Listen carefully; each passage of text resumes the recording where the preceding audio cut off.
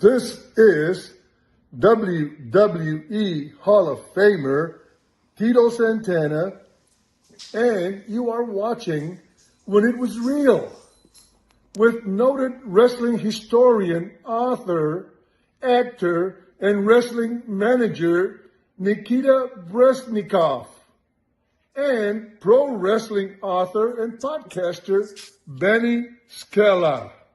Found only on the Playa Entertainment Network. Arriba! Well, good evening, folks, and welcome back to When It Was Real, that show that celebrates that magical time when professional wrestling was so very real to us. Now, I'm just some kid at a junior high school with my secret wrestling club, but this other guy, he's the real deal. He's the one and only Nikita Brezhnev. Nikita, my friend, how are you? I'm getting a feedback. Are you hearing me okay? I'm hearing you just fine. Yeah, I'm hearing the feedback. Well, that sounds perfect. This is weird. Why am I getting that? Yeah, I mean, I don't even have my YouTube on. I turned it off. Huh. Yeah, we're good. Hold on. That off. How about now? You sounded good to begin with. Okay, you hear me? Okay, I think that may have been it. You know what? I had the YouTube from this morning. Okay, so we're good. Okay, the old man is taking his Geritol and ready to go. There we go. And we have another gentleman down below. Why don't you introduce him? Ladies and gentlemen, family of When It Was Real, it is my great honor and pleasure to represent Mr. David Batchelor to you. No, this is not the new version of the dating game. His name is Batchelor, but let me tell you, he is a wrestling machine. This man is a legit 7-footer. No bullshit, how they do in wrestling and say, he's 7. David is a real 7-footer. David, welcome to When It Was Real. Hey, guys, thank you very much for having me. This is going to be a lot of fun. This is really something. I've heard a lot of great things about you guys. Well, I guess they're true, right, Nikki? It's all true. Yeah, so all the good stuff is true, absolutely. So real quick, we're going to run a commercial to pay our bills, and then we'll do our toast, and then we will be on with it. So give me 1 second here, and here we go. Wrestling fans, whether you're in the ring or just stuck in traffic, life can hit harder than a steel chair on a Saturday night. And when it does, you need someone in your corner who knows how to fight back. Enter the Burbrower Law Firm, laying down legal smackdown since 1973. That's right, over 50 years of grappling with the toughest cases and never tapping out. You don't last that long in the legal game unless you've got the skill, the grit, and the heart of a champion. Walk into Adam Burbrower's office and you'll feel like you're stepping into a Hall of Fame locker room.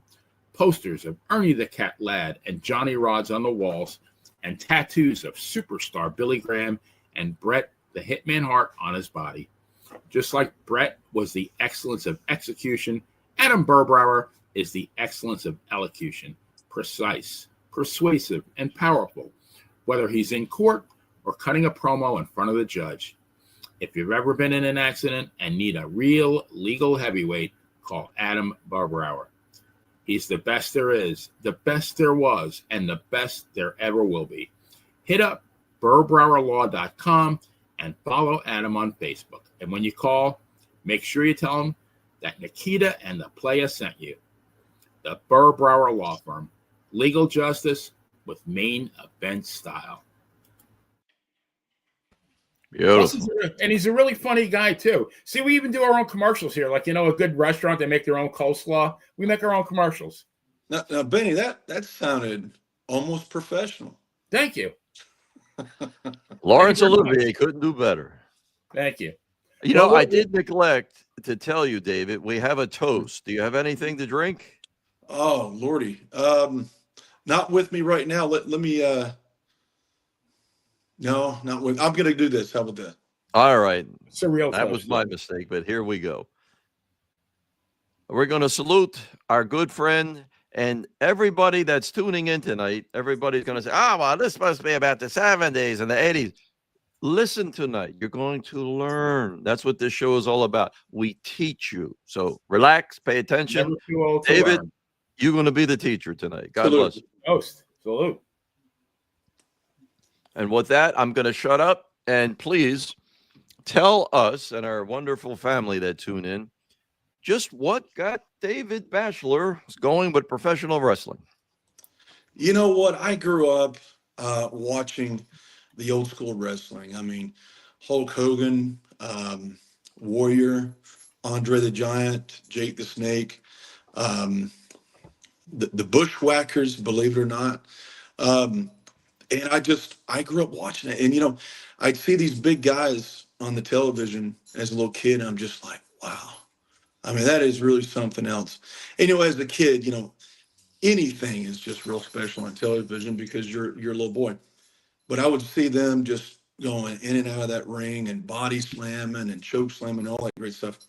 And I would just see them how big these guys were. And I never would have thought that I would have grown up and be kind of one of those guys in the ring and in the movies.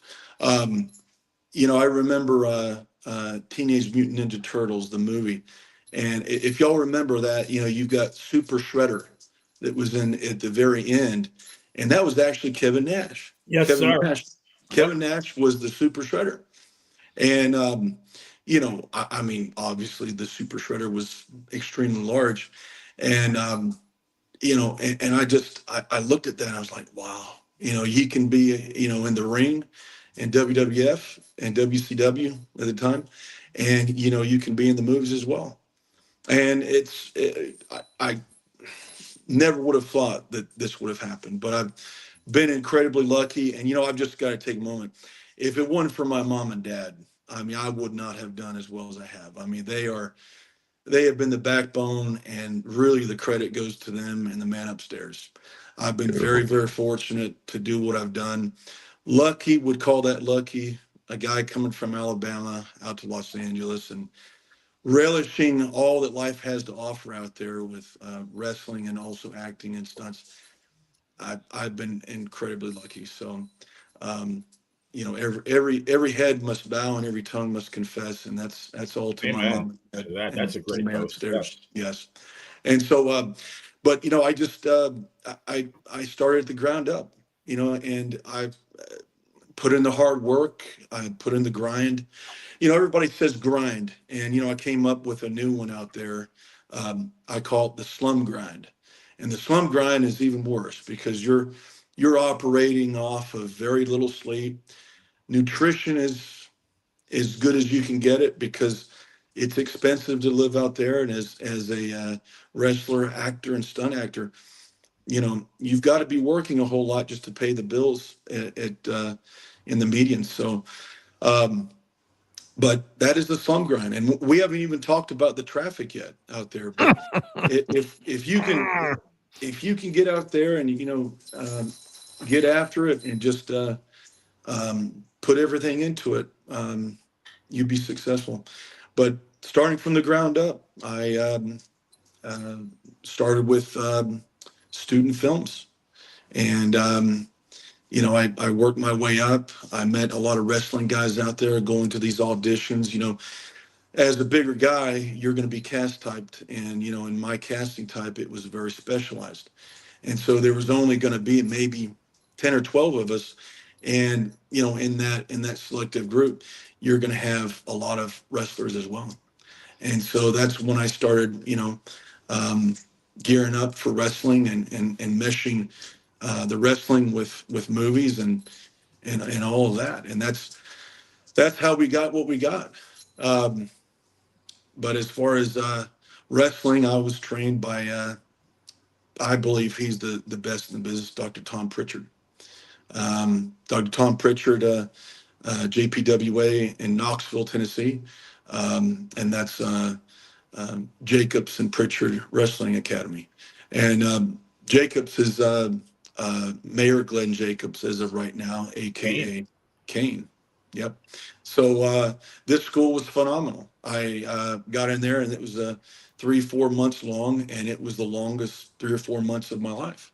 I played football for several years and did a lot of contact sports, but I kind of thought that trying out for the CFL in Canada was going to be the hardest hits I was going to take, and I was wrong. I was wrong big time. I didn't realize that. I never knew you Mhm. tried out for CFL. Yeah, Argonauts. Yeah, Toronto Argonauts. Yep. Wow. And taking some of these hits were just brutal. But being in the ring, you have to remember, you don't have a football helmet on. You don't have pads. You are hit. It is bone and flesh hitting the pad, and taking bumps and going through it. And the funny joke: the bigger and heavier they are, the harder they fall. And it's 100% true. Mm. It is 100% true. And, we would do maybe 50, 60 bumps a night. And obviously, as you know, that's when you hit the ground with your back first, tucking your chin. That hurts. Just It hearing that. does. No, and it's, I guarantee you, whenever you see the guys on the television, when they're hitting the ground, they're in pain. They're saying, and they pawn it off very well as making it look like it really hurts, but it really does hurt. And so one of the stunt coordinators I always talked to, he said, you've got to hit the ground, but make it look like you're really hitting the ground, but kind of acting at the same time. So it all played and meshed in very well with everything that I did. Towards the end of wrestling, I broke my two post exterior ribs at the end of the academy. So I thought that it was just a bruise, and I played. Let's see, I wrestled for about 3 weeks while they were broken. So every time I got down and I had 50, 60 bumps a night. I was like, man, I tell you, there's something going on.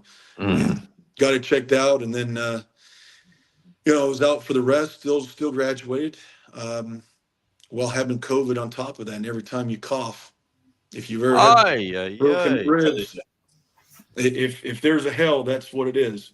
So that's How did you sustain the injury to your ribs? Yeah, no, there's not much you can do for ribs. But how did you get hurt? I did it, believe it or not, on a scissor kickout.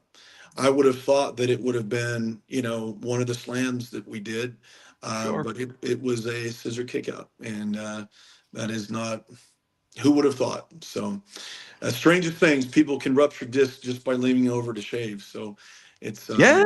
you Yeah, just I've never know heard with crazy stories. Sure. Mhm. Bend over to pick up a towel, snap. Mhm. And it's Yeah, like, oh, sure. man. Oh, absolutely. And I talked to Mayor Jacobs about this, and he actually had a dislocated rib. And I I don't know what's worse. That sounds pretty bad.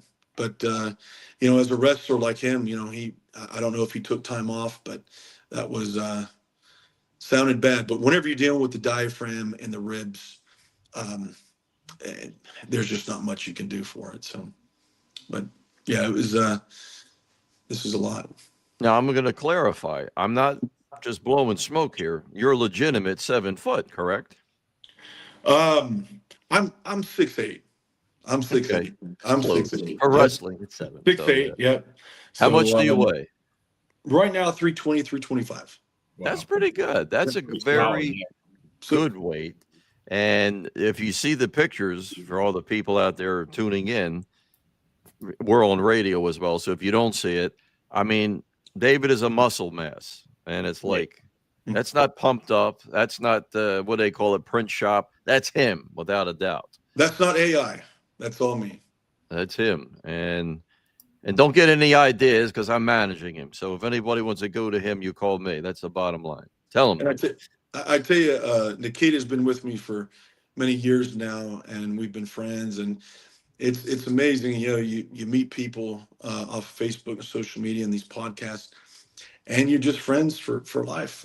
It's a great wrestling brings a lot of people together, and they're a good, hard-working group of people. And he's a legend. He's got all sorts of stories. I mean, he's been through it more than I have. So it's a pleasure, always a pleasure. Yeah, Thank you, my Nikita, friend. you don't get a body like that by accident. I mean, I started lifting weights in 1988, and it's probably, in retrospect, the best thing I ever did, because along with lifting the weights, and I'm sure, David, you're the same way, once you get into that bodybuilding lifestyle, typically your nutrition is going to follow suit, because you don't want to, work out for a couple hours a day and eat like crap. So you want to, if you want to do this, you're going to do it right. And, at 70 years old, I look at people my age, a lot of them look like they could be my parents.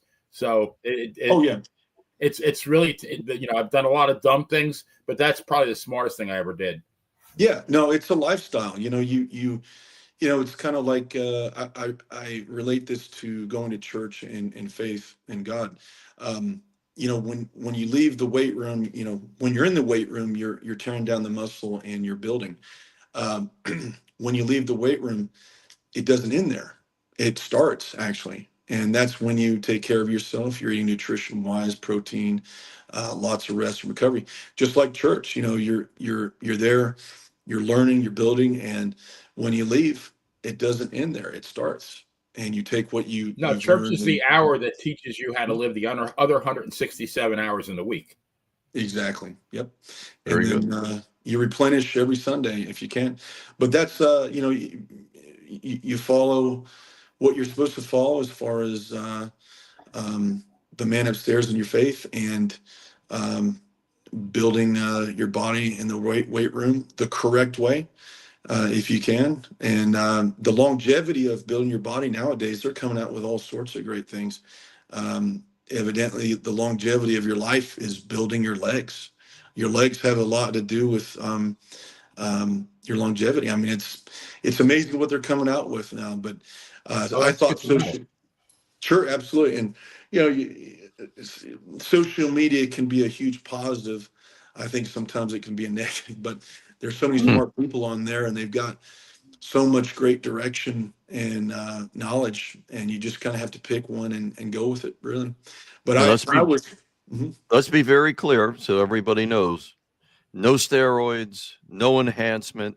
You were No. blessed with the size, but Genetics, yeah. then, like we're saying, it's the hard work. Just because you're big, you got to do those weights, and you're living proof of it. I'm just shaking what my mom gave me. Beautiful. So no, it takes time. It really does. It doesn't happen overnight, and it's that's why a lot of people just don't do it, because you can lift weights and do everything right, and recovery and nutrition wise, and do it for weeks and weeks and still not see anything. And but that just you just keep going, you keep pushing through, you figure out what works for you. And that's the name of the game. Intensity and consistency is the name of the game. No, And David, mhm. how old were you? I didn't interrupt. How old were you when you started bodybuilding, lifting weights? Weightlifting. So I started on my dad's solo flex back when in Hmm. the sixth grade. Yep. Wow. You remember the old Remember solo those? flex where you're moving Yep. the rubber weights, and they're Yeah. expanding and all that stuff. So I started on that on our patio outside, and then I worked myself up to weights that had the sand in them. Y'all remember those? Yes. And yeah, and so we had Yeah. that. Yeah, believe it or not, and I've outweighed all that eventually, and then got into middle school, or late middle school, and then high school, and just but I was just like a lot of stories, like with Hulk Hogan. Everybody starts off very thin.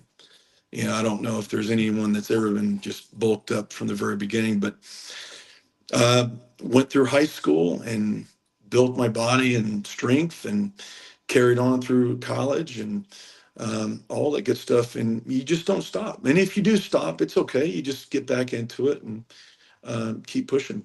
The Um, one exception to the rule was Nikolai Volkov. I mhm. think he was born a giant, and he just stayed with it. But yeah, he came out big. His poor mother. I can only imagine after the delivery what they put her through. But yeah, he was one of those people like you, big man, and he just dedicated. Don't dare smoke a cigarette in front of him or soda. It was like man, he'd give you all kinds. What do you drink that garbage for? You poison yourself with that. Put that down. It's like, I'll tell you the truth. It's all about you tonight, but I want to say this.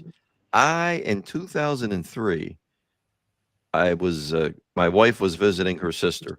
So I was home and it was May and it was hot. So, in Maryland, it gets hot early. So I'm knocking back the Pepsis. And then I'm feeling like, man, I went over to my mother's and she had that blood pressure gimmick. I said, Mom, take my blood pressure. I'm feeling bad. It was off the charts. And I went to take her to dinner and I said, Ma, I have to leave. I'm feeling terrible. From that day on, I've never, ever had any more soda. I don't care who likes it or who don't. I think it's horrible to put that much in your body. You clean batteries with the damn thing. What are you drinking it for? It's like paint remover. Yeah. Well, it's in 5th grade, they came out with this study, and it said that if you drank 2 Cokes or 2 beverages, Sprite, 7-Up, Coke, whatever, and you were still growing as an adolescent, it would stunt your growth for 1 day. And that's, and I don't know if that's still accurate, but ever since, we read that back in when I was younger, I never drank sodas. I sure did not. And nowadays you drink a lot of water because now, unfortunately, everything is going to give you cancer and dementia and Alzheimer's eventually. And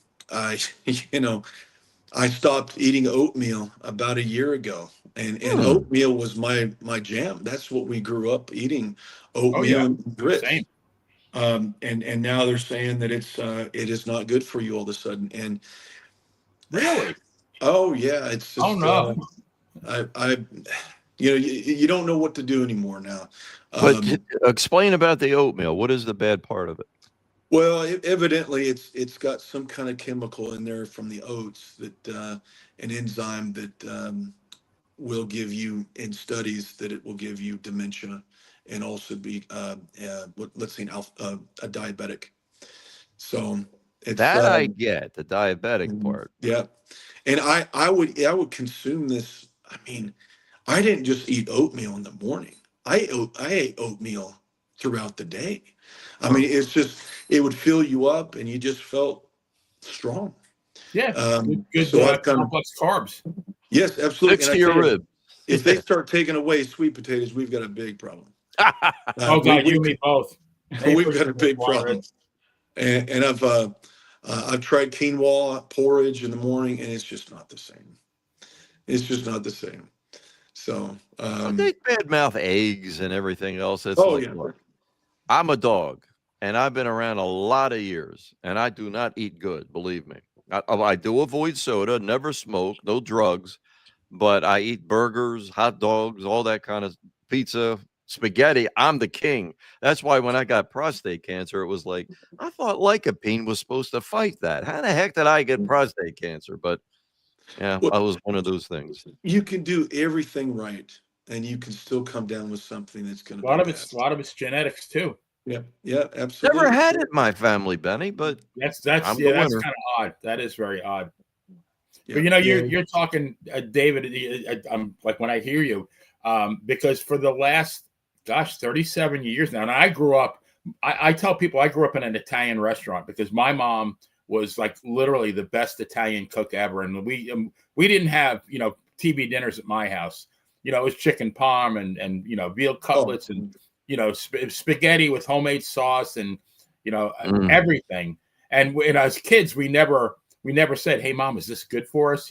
"Hey, Mom, what's the saturated fat? How many grams of?" We didn't give a crap. If it tasted good, that was the only criteria. Yeah. But when I got to be, I guess I was in my early 30s, and then it was the hardest thing I ever had to do, where I actually transitioned from eating for taste to eating for function. Yeah. So that my meal choices now weren't, boy, this really tastes good. Now, it's like, okay, this has like 30 grams of protein and it's low in saturated fat and it's low in calories. So it's a good choice. And that's been the hardest. But I mean, I've maintained that for, going on 4 decades now. And again, I recently had my 50-year high school reunion, and I was on the reunion committee. So I had to get in touch with people, and I moved away from Long Island many years ago, and most of these people I hadn't seen for ages anyway. But when some of these people, when they sent me their pictures, it's like, what have you been doing? I thought I was looking at like my ancestors or something like that. And I'm thinking like, Yeah. okay, man, you did the right thing. So maybe if one person hears this and says, you know what, maybe that's the right thing to do, then that'll be a good thing for this show.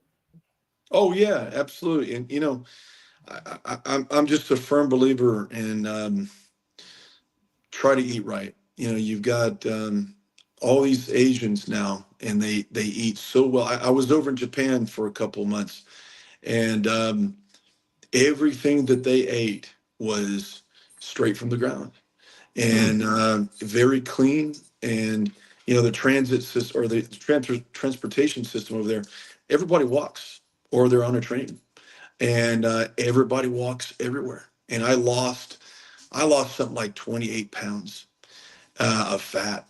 And I had to load up on McDonald's. Oh, Lord have mercy, just to keep up my calories because I was not getting enough calories through the food that I was eating. But everybody, I didn't see anyone over there that was native that was heavy. I mean, I didn't see one person that was heavy. Good And point. you go walk around the United States in a mall, and you can see a lot of obese Americans. Oh yeah. And You don't so have to look that, hard. absolutely, yeah. But coming from an Italian family, Benny, that's wow. That is amazing. I mean, It's really been a gigantic adjustment. Yes, it has. yeah, and the pasta and bread, wow.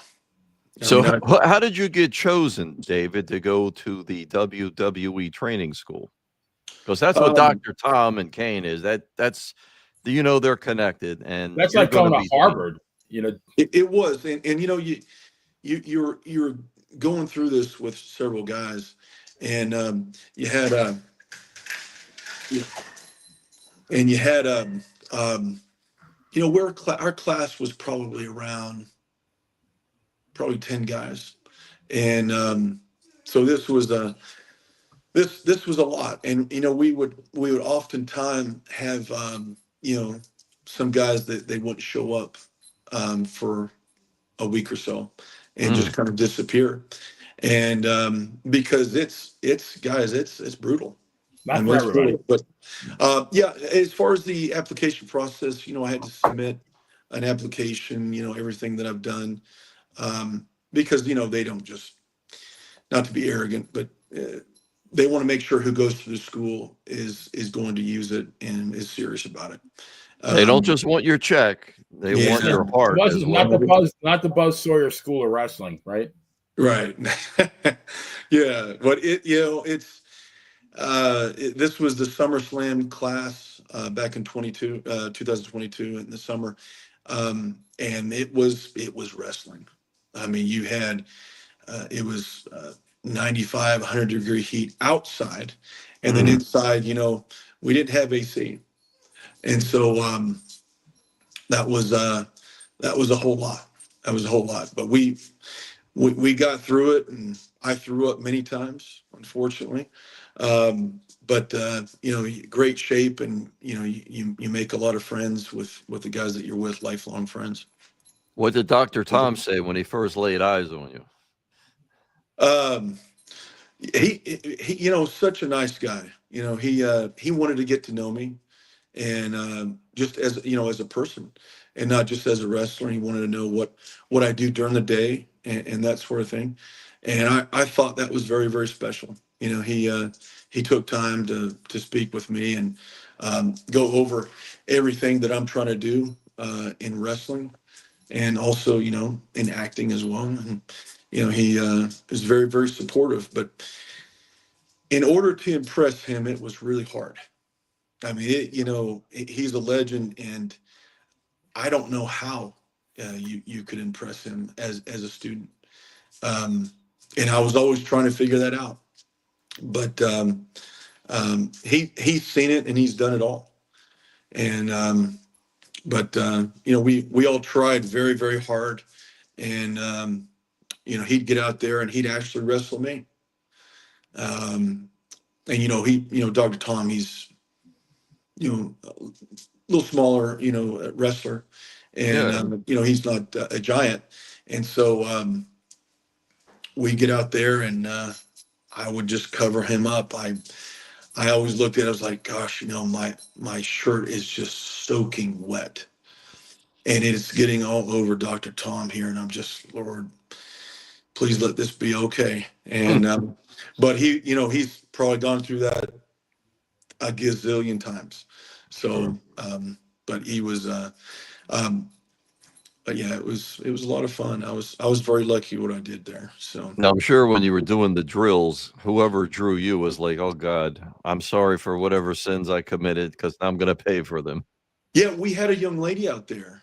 Yeah, Very, very nice young lady. Yep. And but I mean, she had to drill with you. she had to drill with me. She sure Ay, did. ay, ay. Yeah. And she did a great job too. It was a lot of fun. And I had to kind of gimmick it a little bit because if Sure. I put all my weight, it would not have been good.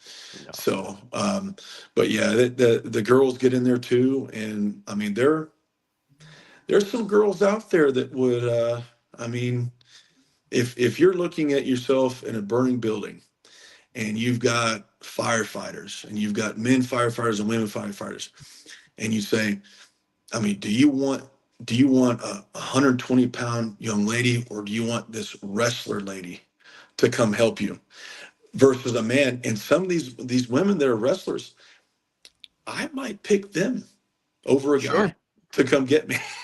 You know, Absolutely. lift that steel door off my chest.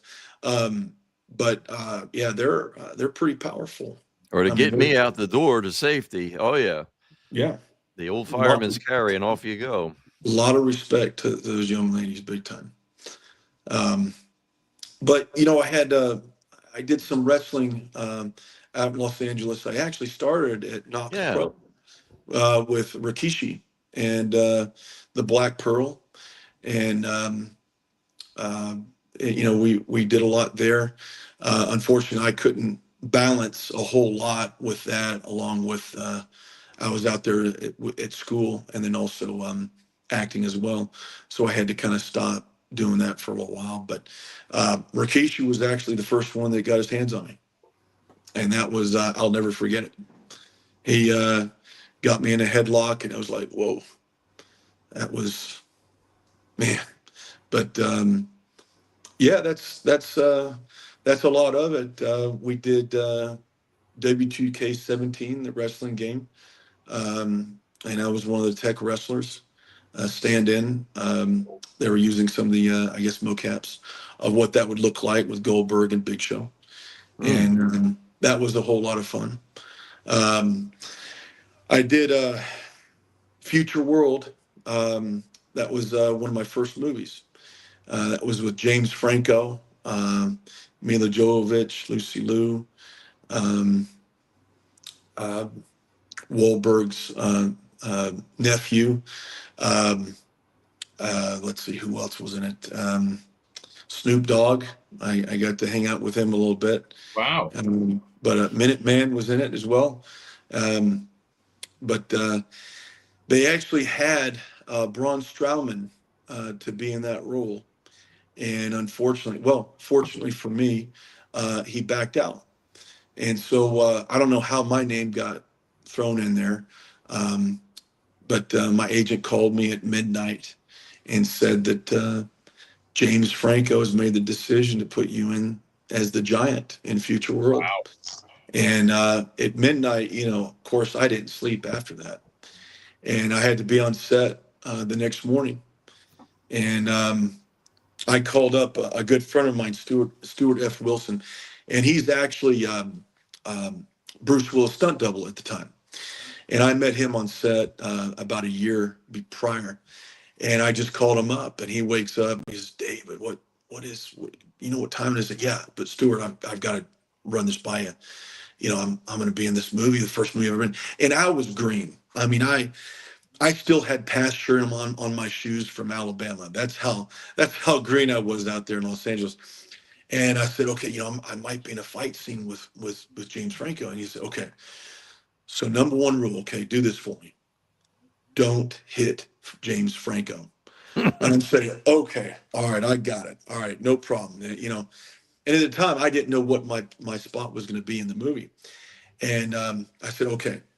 And then he says, second, don't hit James Franco.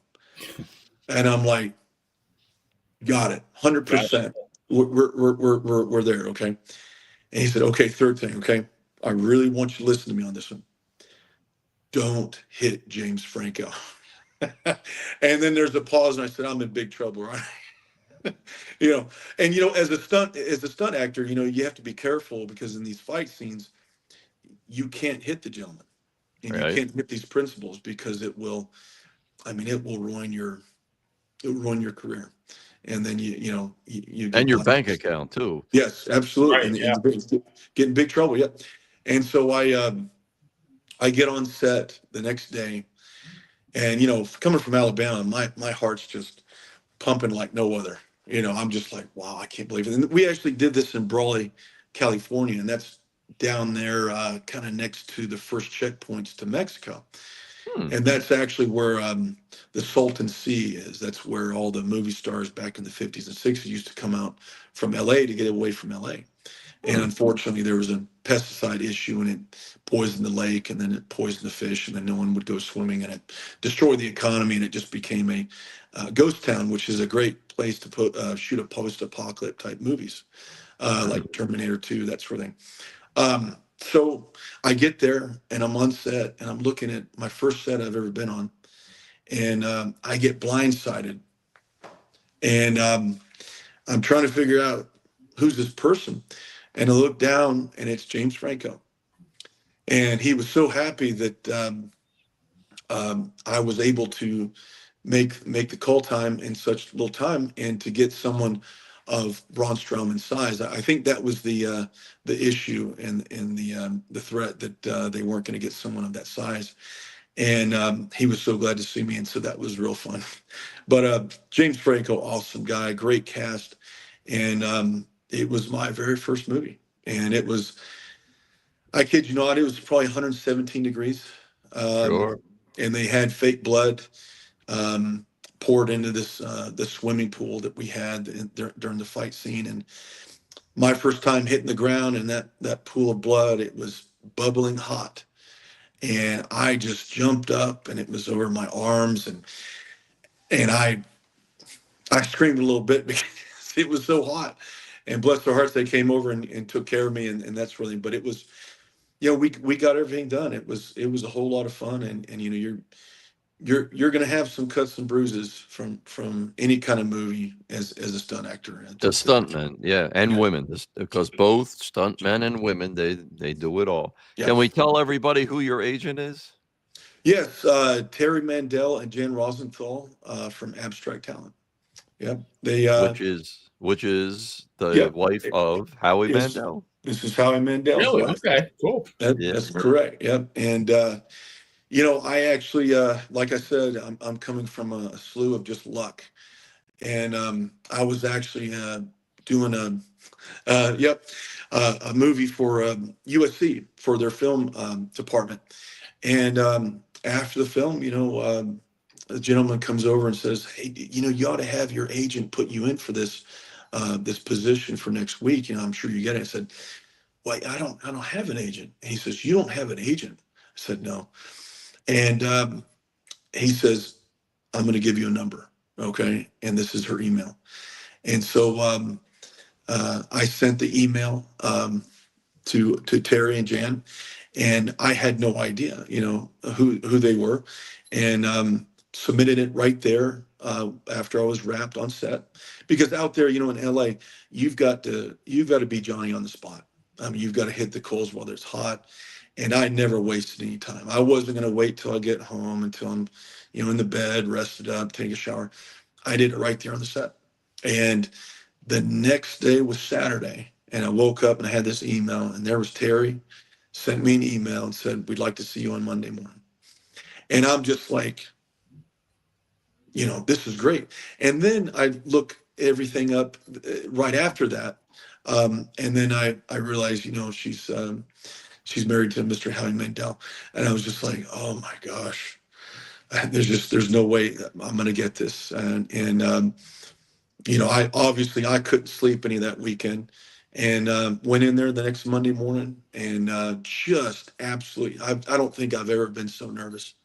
And walked in there and met Terry Mandel and Jane Rosenthal, and I was just like, wow. But they made me feel so welcomed, and it was such a nice experience. And they signed me right then and there. And I owe a lot of credit to them. They've done so well for me. And Luck, I yes, but luck is where ability join together to make success. yes, sir. Without That's you correct. can't have one without the other, because you could be lucky, but if you're the shits, they show you the door quick. Absolutely. And you know, they kept me out there. I did very well money wise, and that's what helped me stay out there in LA for as long as I did, because it is so expensive. And right when I was like, oh, man, because I had 5 or 6 part-time jobs, and you know, and you do this sort of thing so that you can be available for auditions and also jobs. And you cannot have a 9 to 5 career job. They won't allow it. And so during that time, I was delivering pizzas, Domino's, Papa John's, Pizza Hut, Uber, Lyft, Jimmy John's, Office Express. You know, it just never ended, and I worked every single day. I would be pulling. The most I did was 116 hours in one week, and that Wow. was and that's real. That's not exaggerating. That's actually something I did, but I worked every single day, at least 12 hours a day. And Now, I don't know how I was able to do it. And that's the well, definition of the slum grind. drive. Yeah, That's it. You had to yeah. drive. When you were in the school with Dr. Tom, did anybody talk about not just what's coming up in your near future, but to prepare for, hey, say if you make it, okay, say next week you're up there and on TV on Monday Night Raw, whatever exists anymore, and it's like, you know, you've made it and you're going to make it for a couple of years, you get hurt or somebody gets tired of you and you're on the shelf. Do they tell you how to prepare for the afterlife? Because we've been talking about that the last couple of weeks on this show. Yeah, you know, it's a mindset. And, you know, Schwarzenegger always said, don't have a plan B, have a plan A. And, you know, that's really, really great. And but sometimes things are out of your control. And so you do have to kind of plan ahead. I mean, if you didn't, I wouldn't view that as very smart, because people get hurt, things happen, life happens, and I'm not being a Debbie Downer here. That this is just reality. Yeah. But you know, there's many people that have gone on with careers after wrestling. Um, I think you have to be smart about it, and I think you have to. It's just like in wrestling, you know whether you're a heel or not. I was a heel, and maximize it. If you're in acting, know your casting type and maximize it. You know, there were so many people that went back and forth doing different casting types, and you know, they weren't pursuing just one, and they weren't, you know, putting all into it. With me, you know, I was always going to be one casting type and a heel, and you know, I didn't have a choice, so I maximized on, you know, how mean can I be, and how, don't you ever do that again, I'm gonna get you, you know, these kinds of lines. You're Nikita, intimidating, you know, yeah, it's like, you know, okay, you're and, right.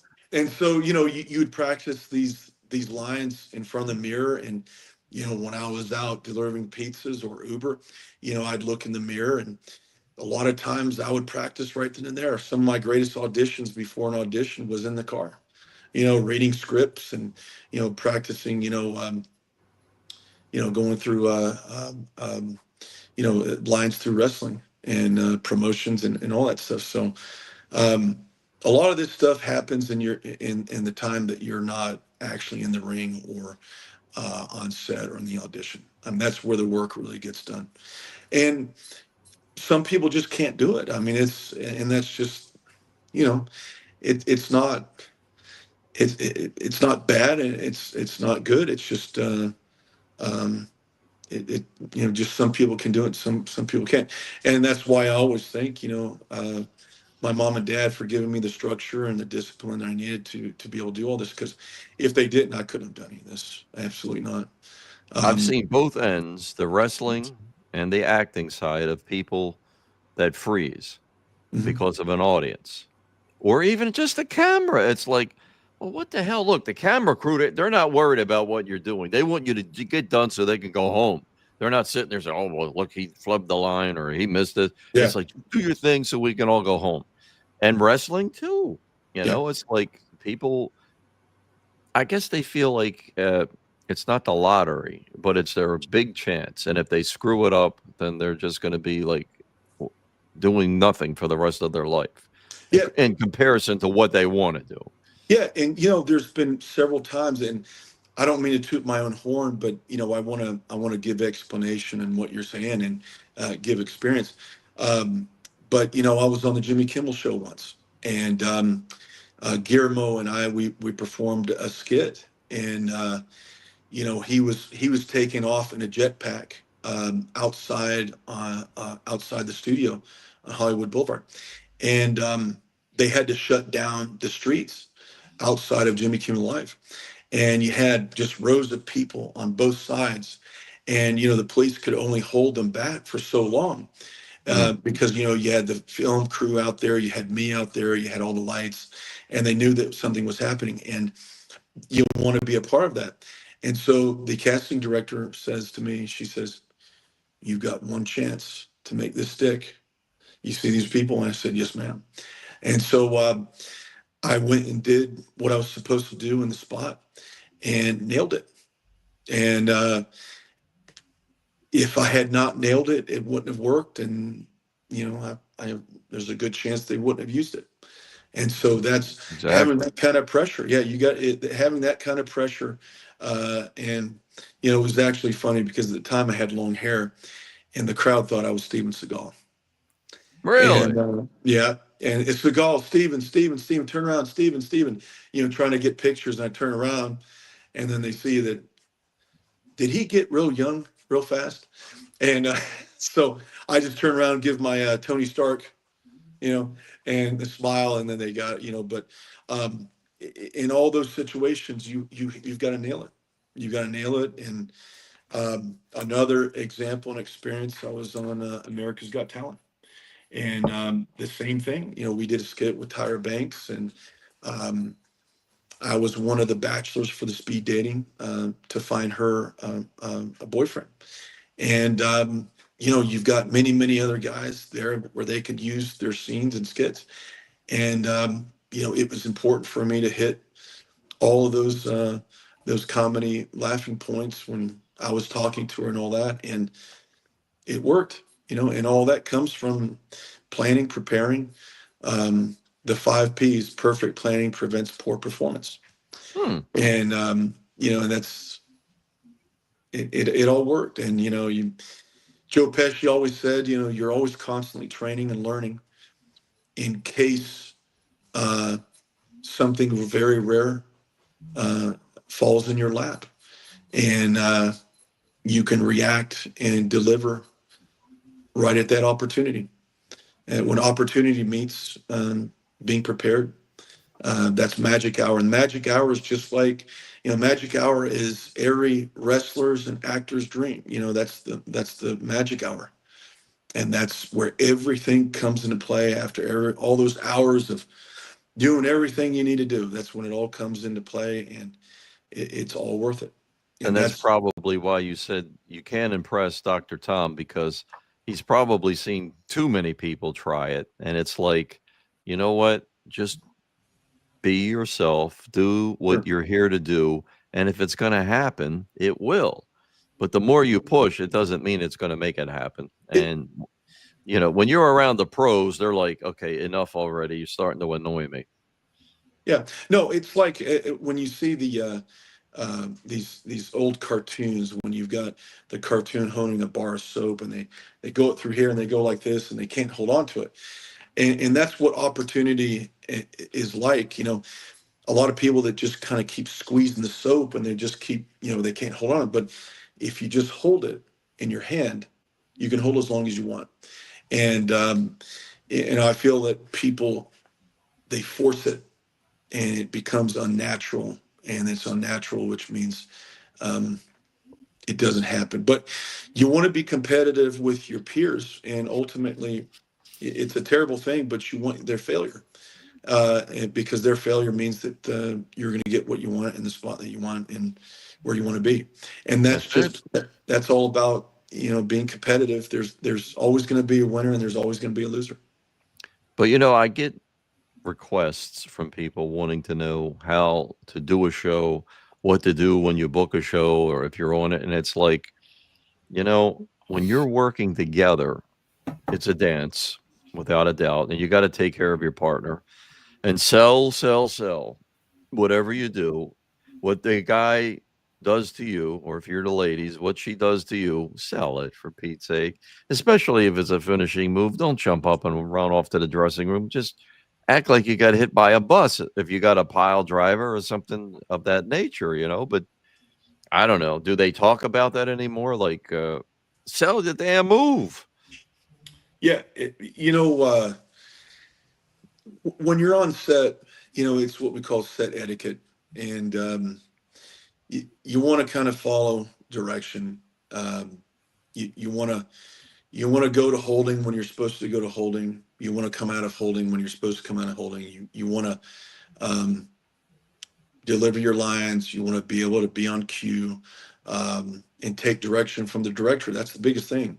The whole slogan, time is money. Well, that's where it came from out there. Time is money, because every time you have to give another line, or they have to stop, reset, and because that's money being wasted. And so if you can do that, take direction, that's huge. A lot of actors, wrestlers, they can't take direction.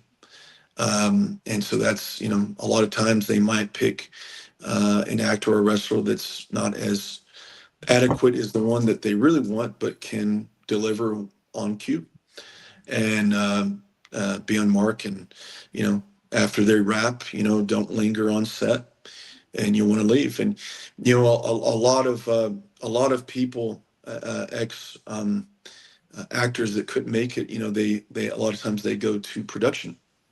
And so most production people are going to be ex actors that couldn't make, just wasn't working for them, but they still wanted to be a part of the craft.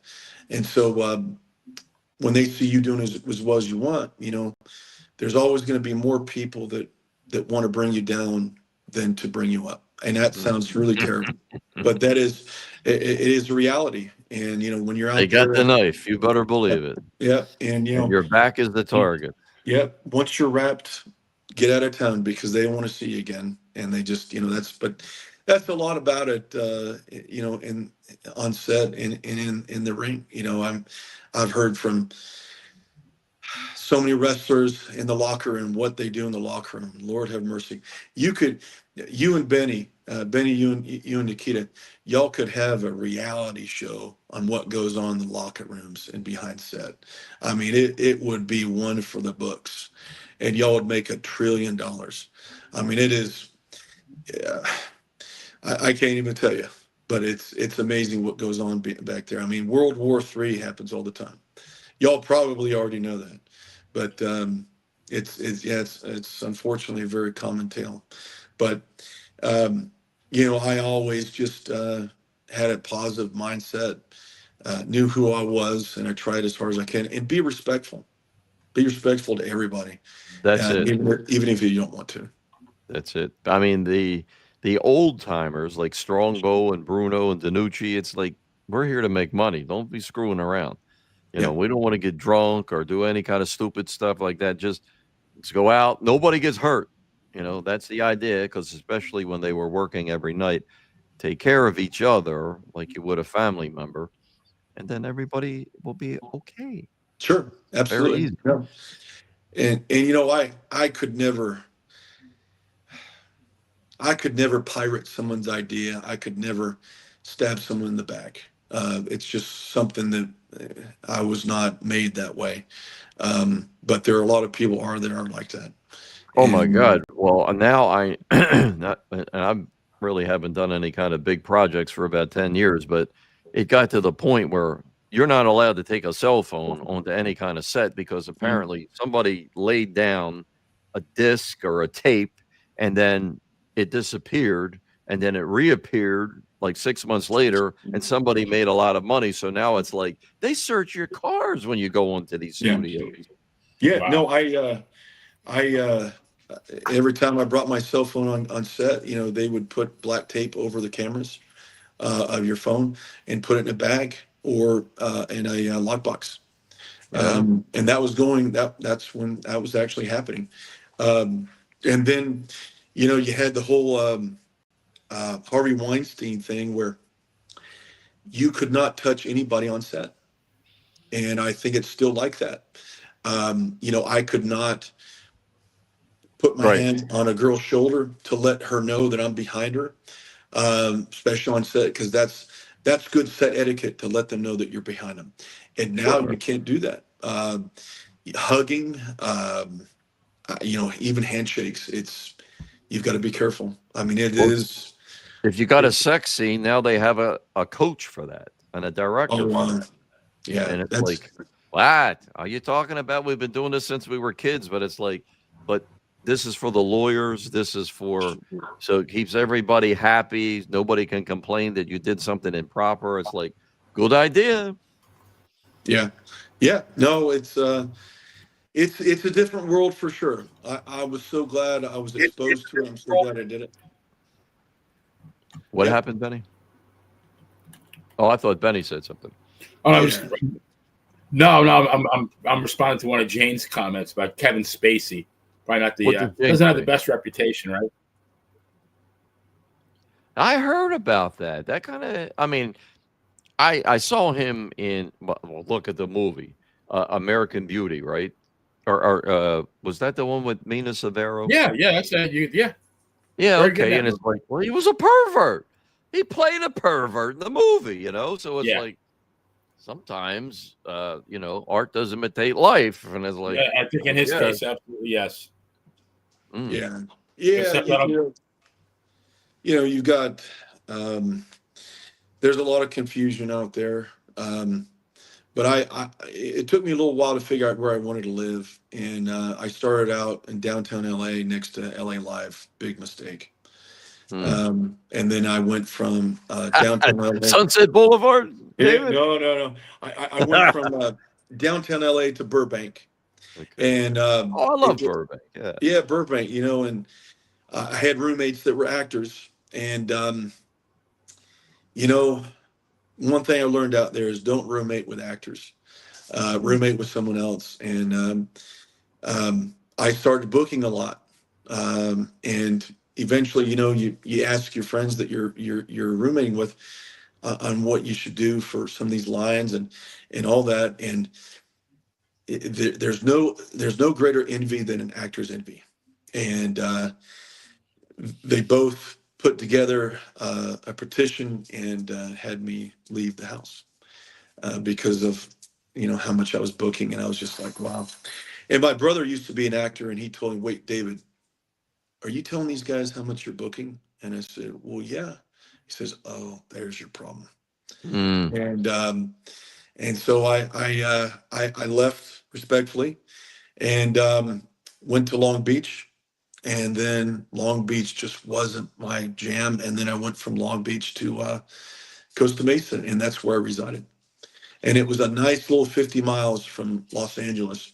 And that 50 miles was perfectly fine because you are away from the madness and everything that was going on in LA. I learned that you should work in LA, but you shouldn't live in LA.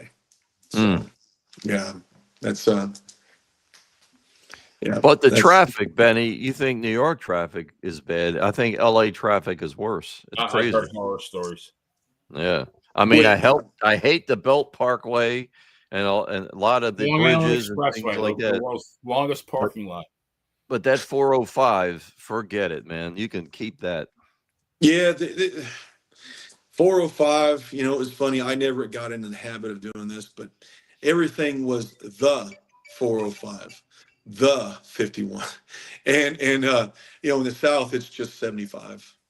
It's 75, Interstate 75 or what have you. But yeah, they always, they put the in front of the interstates out there. Man, I tell you. But you do it because you have to. Otherwise, go find something else, right? Yeah, I was actually, I don't know if y'all remember the planes, the planes that were landing on Interstate 405. Yeah. But I was actually out there during all that. So, Huh. yeah. That's wild. So what do we got to look forward to with David Batchelor in the future? Well, right now, I'm still working on a few things.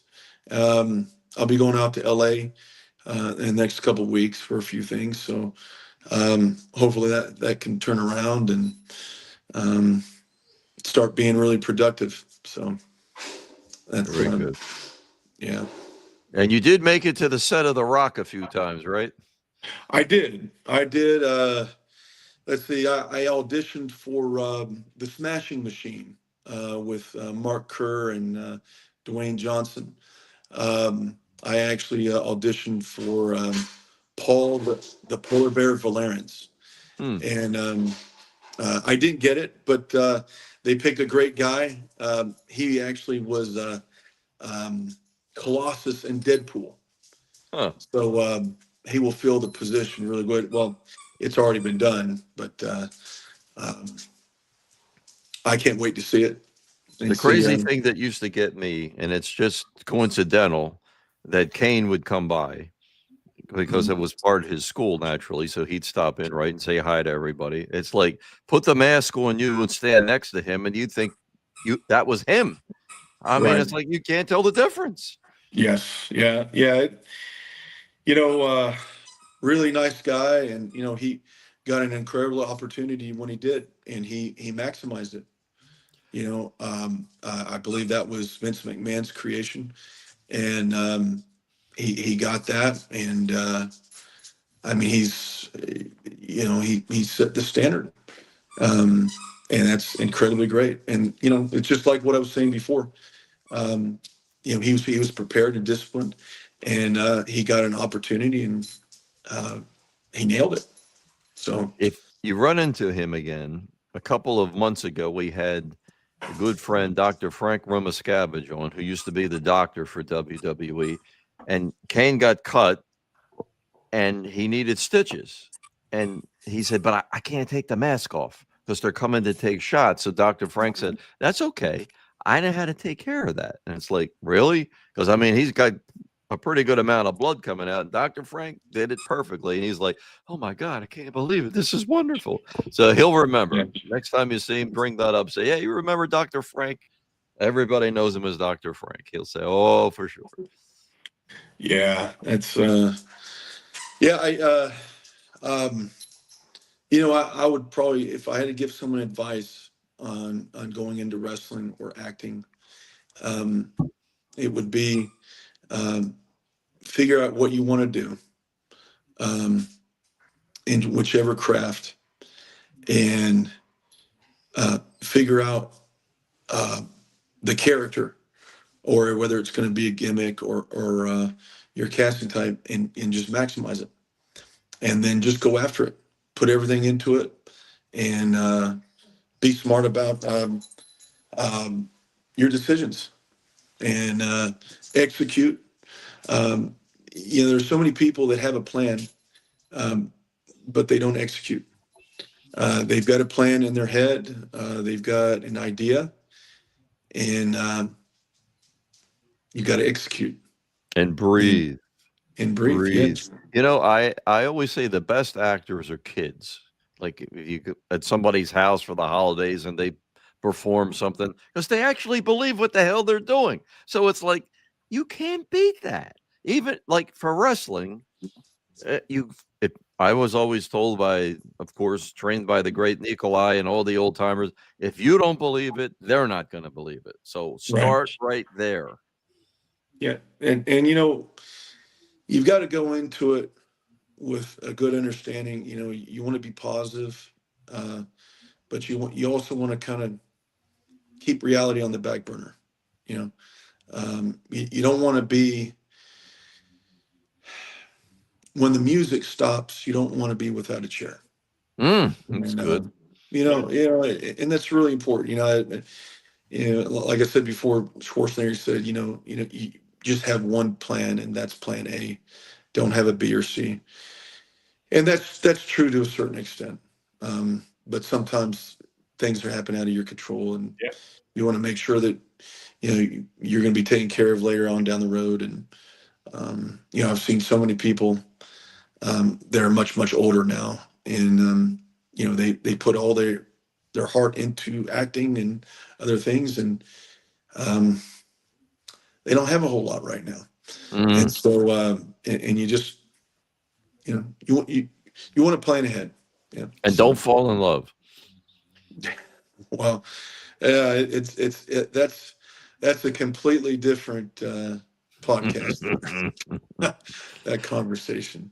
And with that, we're going to let our friend go because we try not to abuse our guests. But I loved it, Benny. How's the reaction? This was a great show. I really enjoyed listening to David. It sounds like there's so many similarities between acting and wrestling.